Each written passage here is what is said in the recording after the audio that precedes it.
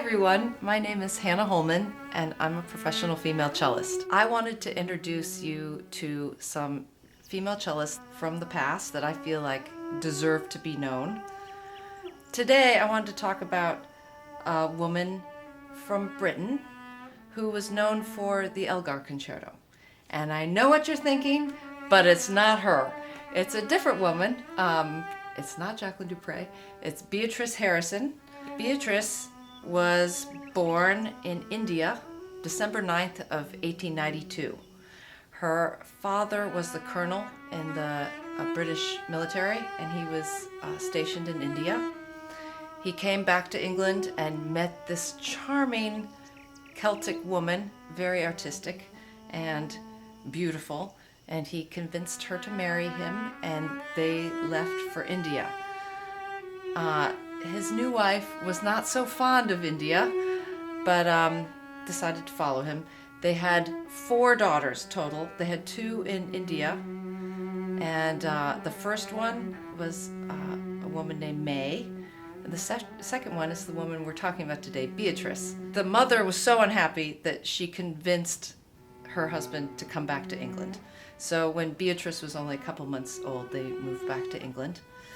Beatrice went to a concert at the age of 18 months and heard her first cello. And at that point she said, "Baba play cello." And she called herself, Baba was her name in India, and that's what she went by her whole life. So she was determined to play the cello at the age of 18 months. The mother was always the manager, promoter, supporter, and inspiration for her whole life. She gave those girls a wonderful education. They all played piano first, and they eventually all accompanied each other. She first got her first cello at around the age of 7. Her mother came back from a shopping trip in London and presented her with this cello, and she was super excited. I think she didn't really have formal lessons until later. She actually, though, played for Pablo Casals when she was 9. She was accepted at the age of 11 into the Royal College of Music in London, and she studied with a cellist named W.E. Whitehouse. I think the combination of her mother's artistic spirit and her father's discipline helped all of the sisters, especially Beatrice. She kept diaries detailing how her practice was going every day and how many hours she practiced a day, and on average she practiced at least 4 hours a day. And she would talk about what passages she did, and I think we should all take notes on our practice like that. At the age of 15, she did her Queen's Hall debut, and listen to what was on this program. She played the Saint-Saëns Concerto, the Victor Herbert Suite, the Holman variations, and Bach, some Bach suite movements. At the age of 16, though, it was decided that she needed further study, and the whole family moved to Berlin so that she could study with Hugo Becker. So that just shows you the family's commitment level. At some point, I think the father quit his job so he could support all of his daughter's musical endeavors. And all of the sisters were playing at a super high level. The lessons were going really well with Hugo Becker, so well that at the age of 17, he encouraged her to enter the Mendelssohn Prize competition. And that was a huge deal because most people thought, well, she's a British girl cellist, she shouldn't even enter, she's not German.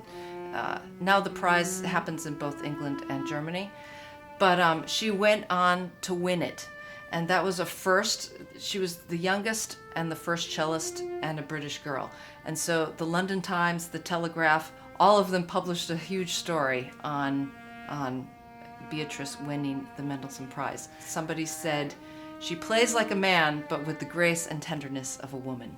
In 1910, she gave a performance of the Brahms Double Concerto with her sister May. And at that time, the Brahms Double was not necessarily a well-played or known work. But they the thought of these two sisters playing it really captured everybody's imagination, and they went on to play it at least 60 times in their career. They always had a deep love of animals and pets in their family. In their Berlin apartment, they had lizards, turtles, and 50 canaries, because Beatrice loved birds so much. I can't even imagine that. They moved back to England after the studies in Germany were over. And again, just picture this. They traveled back from Germany with a maid, a governess, the Indian butler, the 50 canaries, lizards, fish, snakes, tortoises, cello, violins, music, and hand luggage. That must have been quite something. Winning the Mendelssohn Prize really helped her career take off. She went on to play in Warsaw, and she played the Rococo Variations. And supposedly that created such a sensation that she was called back to the stage 20 times. She played in Russia, and Glazunov conducted her and her sister playing the Brahms double, and Rachmaninoff was in the audience. I mean, I can't even imagine. At that concert, she was brought back 40 times to the stage. She ended up playing 27 encores. I mean, it sounds ridiculous, but I think people in Russia really went crazy for her and her sister and the cello.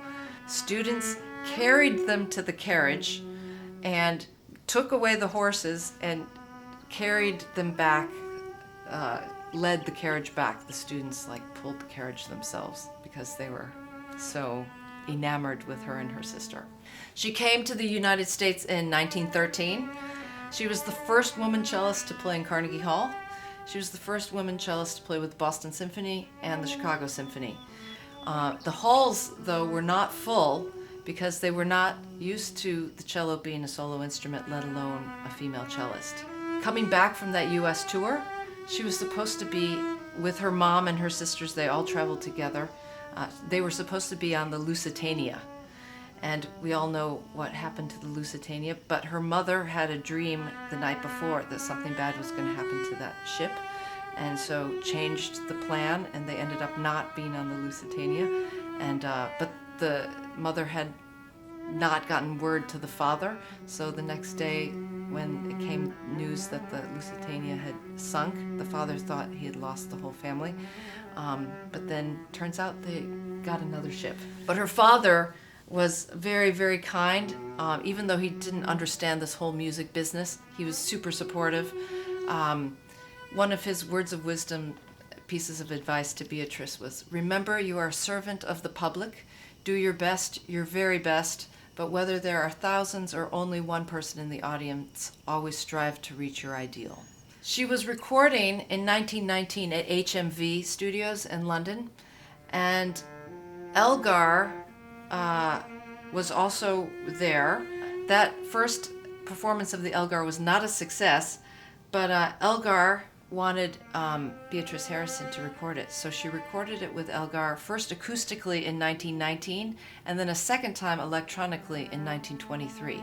The family moved to Surrey, England, into this beautiful country estate called Foyle Riding. They had 6 gardeners, if that gives you any indication of, I think money was not an issue for them. It was so beautiful at this country estate that it inspired Beatrice to go outside and play her cello.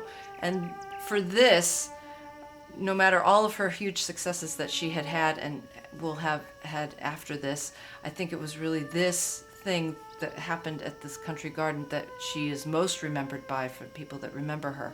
She played in that garden, and all of a sudden this beautiful bird started singing, and she told one of the gardeners the next day, and the gardener said, "That's a nightingale. We haven't had nightingales here forever." And so the next night she played, and the nightingale sang again, and the next night, and she was so excited.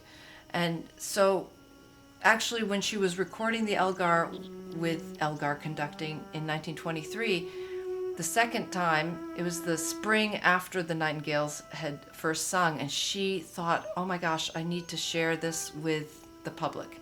And so she actually approached one of the BBC producers, again, 1923, and said, would you come to my Surrey garden? so that we could capture the cello and the nightingale. And they said basically no, and she called and persuaded them to come. And so they came, they sat in their garden, they sat in her garden, they set up all this equipment. She started playing at 9 p.m. Nothing. They heard rabbits and squirrels. Finally, at 10:45, after she had played for an hour and 45 minutes, the nightingale started singing. And that created a sensation because the BBC were broadcasting it all throughout England and Europe. And thousands and thousands and thousands of people started writing in and calling, and she became very famous for that. She actually went on a tour of the United States and actually announced in an interview that anybody was welcome to come to her country garden and listen to the nightingales. And actually they ended up having busloads of people, and the mother would organize tea trays and wine and treats for all these people, and they would stay until dawn.